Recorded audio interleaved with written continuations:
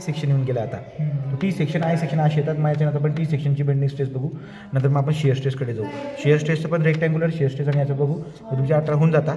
मग इकडचे बी 18 एकदम सोपेवाले 18 आहे ना, खालचा बी 18 फिक्स आहे. फक्त तुम्हाला इथं खाली जरा त्रास होईल वाटलं असतं इकडचं. इकडच्या याच्यामधलं जे ना आम्हाला MPCला आला होता प्रश्न बघा. As it is 8 mark. चला क्वेश्चन. पण काय उपयोग नाही झालं नाही आपले MPC. चला या एक घ्या रे.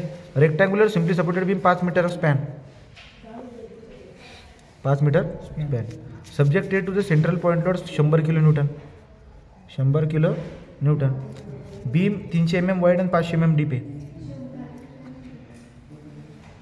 300 mm wide 500 mm deep. 500 mm deep. समजते का? तो हे लांबी किती याची? 5 मीटर लांबी हो. A B. त्याला काढा. कसं काढणार? We know that bending stress sigma B is equal to माझा M by where M is a bending movement can be calculate by using WL/4. W किती आहे?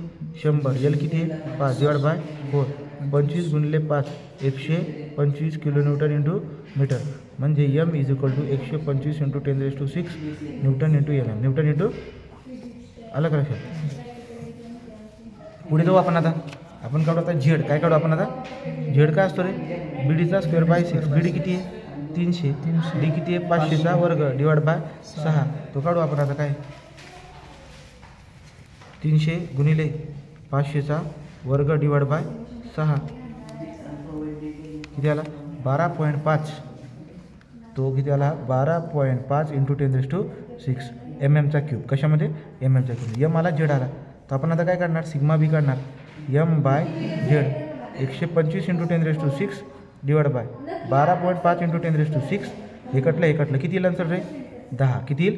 10 न्यूटन पर MM चा स्क्वेअर. हा झाला तुमचा सिग्मा बी. बेंडिंग स्ट्रेस आहे. Maximum bending stress. Maximum bending stress आहे तर मॅक्झिमम बेंडिंग स्ट्रेस कुठे राहते? टॉप आणि बॉटमला. टॉप आणि बॉटमला. मग किती इथं? 10. इथे किती आहे? 10 न्यूटन पर MM चा स्क्वेअर. न्यूटन पर MM स्क्वेअर सिम्पली सपोर्टेड आहे म्हणून कॉम्प्रेशन खाली tension. This is your 9 mark.